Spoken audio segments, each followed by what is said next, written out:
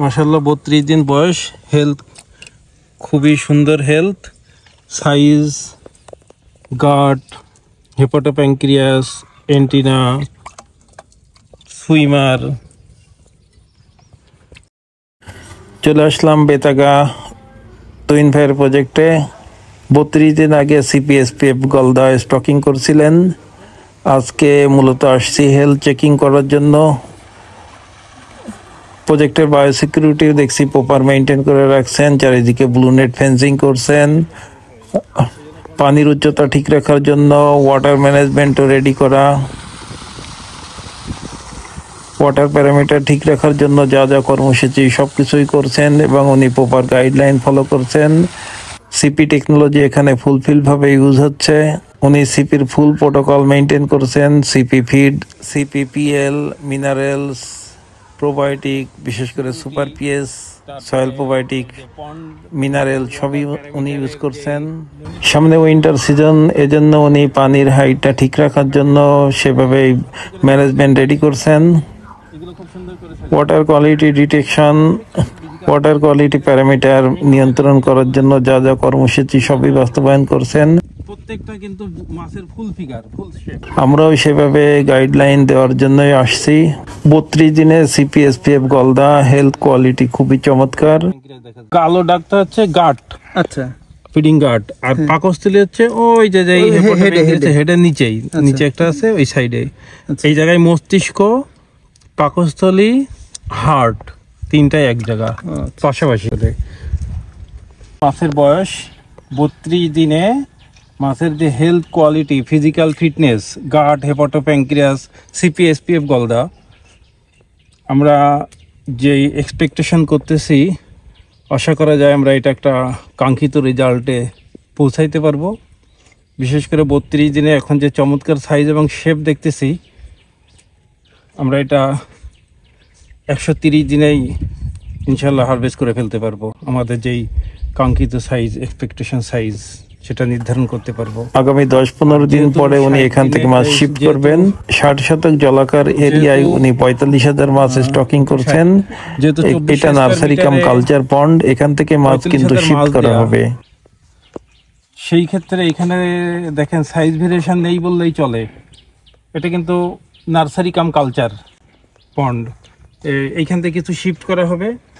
আসলে আজকে আসার উদ্দেশ্য হচ্ছে তুহিন ভাই তুহিন ভাই আমাদের সাথে যেভাবে প্ল্যানটা করছে, যে কিভাবে এই চিংড়িগুলোকে শীতের আগে একটা ভালো সাইজ নিয়ে আসা যায় এবং তারপরে শিফট করে এবং শীতের পরে এটা সোল্ড আউট করে দেওয়া হবে। এবং আশা করা যায় সেইভাবেই উনি কিন্তু সব ম্যানেজমেন্ট এবং সিস্টেম, ওনার টিম, বায়োসিকিউরিটি সব কিছু প্রপার ম্যানেজমেন্ট কিন্তু করা।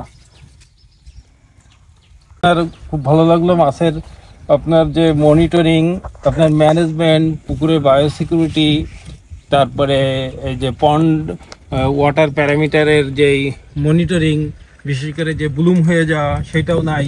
পাইটা তাহলে আস্তে করে ছেড়ে দেন, এইগুলো আগে এগুলো খুব সুন্দর করে ছেড়ে দেন। আর মাছের স্ট্রংনেস দেখছেন, ফিজিক্যাল ফিটনেস, বিশেষ করে এন্টিনাগুলো দেখেন। এন্টিনার যে প্রত্যেকটা কিন্তু মাছের ফুল ফিগার, ফুল শেপ। ভাই এটা একটু নামাই দেন আস্তে করে, 3 ভাই নামাই দিতে পারে। পানির সাইডে কোনো ঘাস থাকবে না, কারণ যে কোনো ঘাস, কাঁচা পাতা মানে টক্সিক, এটা মনে রাখতে হবে। তো এই ঘাসগুলো উঠাই দিবেন, দিয়ে এই জায়গায় শেল্টার দিয়ে দেবেন। শেল্টার হচ্ছে ওই যে শুকনো নারকেল পাতা না, ওই শুকনো নারকেল পাতা 4-5টা বা 3-4টা নেবেন, নিয়ে এই পাশে এরকম একটা বাঁশ পুঁতবেন, এই পাশে একটা বাঁশ পুঁতবেন। কিন্তু ওই শুকনো নারকেল পাতা ডাইরেক্ট পানির মধ্যে দিবেন না, পানি থেকে একটু উঁচুতে দিবেন, মানে ওই জায়গায় ছায়া থাকবে। ওই ছায়া হচ্ছে শেল্টার। ওই গলদা চিংড়ি সাইডে এসে খোলস দেয়, সাইডে এসে খোলস দিলে কি হবে, এই জায়গায় পানি কম, সূর্যের আলো বেশি, তাপমাত্রা বেশি, তখন ওইখানে খোলস দিতে গেলে ওরা স্ট্রেসে পড়ে যায়। পাশাপাশি পাখিগুলো এসে কিন্তু খেয়ে নেয় খোলস দেওয়ার সাথে সাথেই। তো এই ঘাসের জন্য ওরা ওইটাই শেল্টার মনে করতে চায়, কিন্তু ঘাসের মধ্যে যদি শেল্টার আবার মনে করলে এই জায়গা আবার কিন্তু ফিড ওয়েস্টেজ হবে, কারণ ফিড দিতে দিতে ঘাসেও দিয়ে দেবেন। কিন্তু নারকেল পাতা দেখলে কিন্তু কেউ নারকেল পাতার উপরে ফিড দেবে না, কিন্তু আপনার এখানে কিন্তু ফিড ঘাসের মধ্যেও দিয়ে দেবে, ওইগুলো কিন্তু খেতে পারবে না, ওইগুলো কিন্তু ওয়েস্টেজ হয়ে যাবে। তাহলে এই ঘাসগুলো উঠাই দিতে হবে, শেলটা দিতে হবে। তাহলে শেলটার এই পাশে এই জায়গায় একটা দিলেন, ওইখানে একটা দিলেন, দুইটা, ওইখানে একটা দিলেন, তিনটা, ওই জায়গায় একটা দিলেন, চারটা, ওই পাশে একটা, পাঁচটা, ছয় সাতটা শেলটার দিয়ে দিলেন। ওইখানে ম্যাক্সিমাম মাছগুলো যারা খোলস দিবে ওইখানে চলে আসবে। ওইখান থেকেই কিন্তু বডি ফিটনেসটা বাড়বে ছোট মাছগুলো। অ্যাভারেজ বডি ওয়েট পার উইকে 3 গ্রাম করতে হবে অ্যাটলিস্ট। শীত আসতেছে মানে টেম্পারেচার ফ্লাকচুয়েশন হবে, উপরে পানি নিচের পানির একটা তারতম্য থাকবে। গরমের জন্য কোম্পানির সমস্যা, ঠান্ডার জন্য এক্স্যাক্টলি তাই, একদম ঠিক ধরেছেন। খারাপ পিএইচ কিন্তু একটা স্ট্যান্ডার্ড লেভেল আছে, সকালে 7.6 থাকবে, বিকালে 7.9 থাকবে। কিন্তু যদি আমি সকালে 7.6 আর বিকালে 8.2, ওটা খারাপ।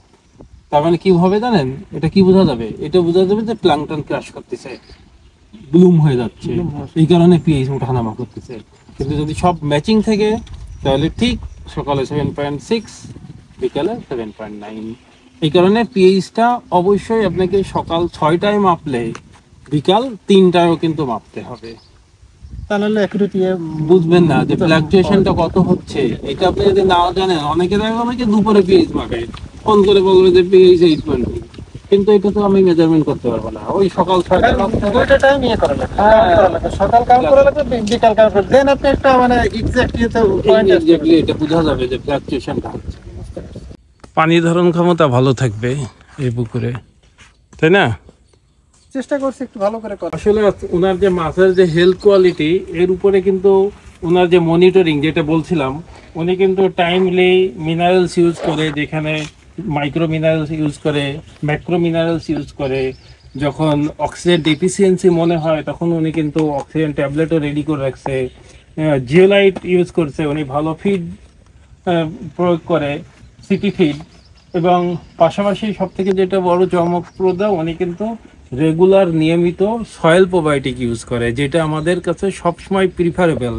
যে বাগদা, গলদা, ভেনামি, চিংড়ি চাষ মানে কিন্তু সয়েল প্রোবায়োটিকের বিকল্প নাই।